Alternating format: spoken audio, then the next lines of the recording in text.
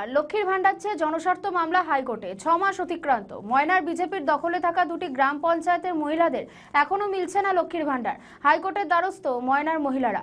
ময়না বিধানসভার বাগচা ও গজিনা গ্রাম পঞ্চায়েতে বন্ধ লক্ষ্মীর ভান্ডার।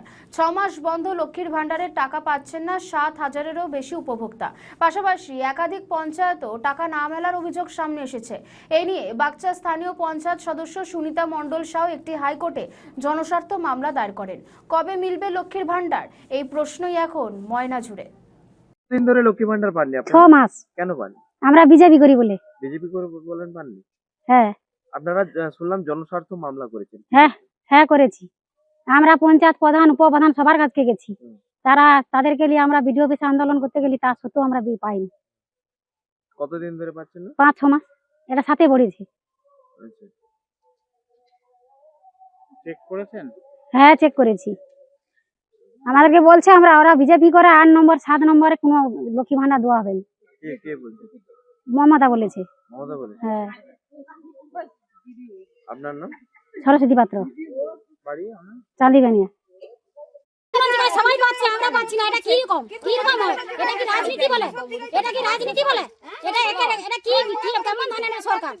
দুবানি কোথাও দুবানি জায়গায় বিজেপি মানে বিছে অঞ্চল বেছে বলে তাদেরকে কোনো মেয়েদের কোনো সুরক্ষা নেই, আর অন্য জায়গায় সব পাবে। এটা কি রকম হয়?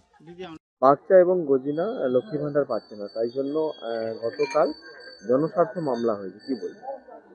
এটা আমরা আজকে আমাদের বাগচা গজিনা অঞ্চল সহ আমাদের ময়না ব্লকের প্রায় 12,000 দিদিভাই লক্ষ্মী ভান্ডার বিজেপি করার অপরাধে এই তৃণমূলের অপদার্থ সরকার বা তৃণমূলের নেতৃত্বরা বন্ধ রেখেছে।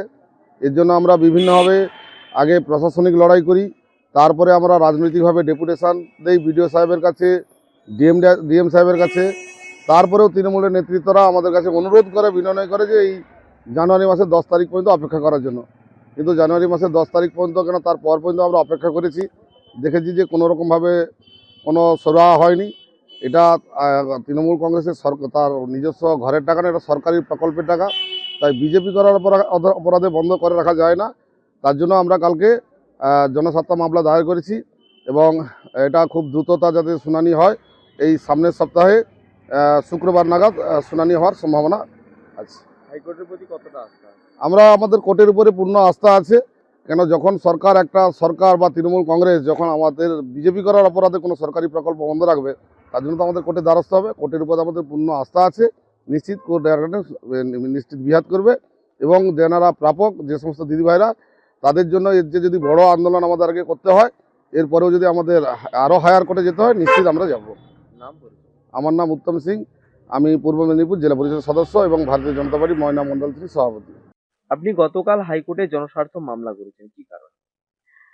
আমরা লক্ষ্মী ভান্ডার পাইনি। বিগত 6 মাস ধরে আমাদের লক্ষ্মী ভান্ডার দেওয়া বন্ধ করে দিচ্ছে।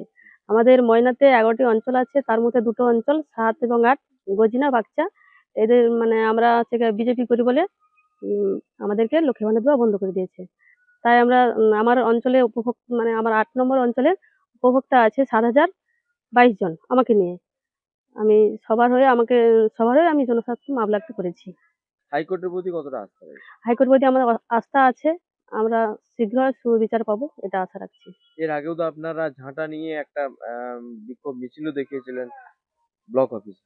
হ্যাঁ, আমরা আমাদের আগে অঞ্চলে ডেপুটেশন হয়েছিল, আমাদের মানে সাধারণ নাগরিক যারা তারা দিয়েছিল। তাই আমি জনপ্রতিনিধি, তাই আমরা আমাদের অঞ্চল থেকে সমস্ত বিডিও অফিসে আমরা ডেপুটেশন দিয়েছিলাম।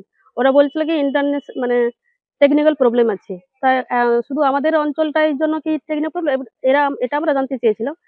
বলছে কি করব, আমাদের সময় লাগবে এই করে আজকে আমাদের 6 মাস কাটিয়ে দিয়েছে।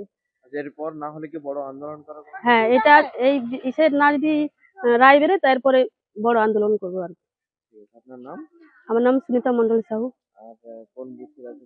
আমি 248 নম্বর বুথি পঞ্চায়েত এবং অঞ্চল সঞ্চালক জায়গা বাগচা গ্রাম পঞ্চায়েত।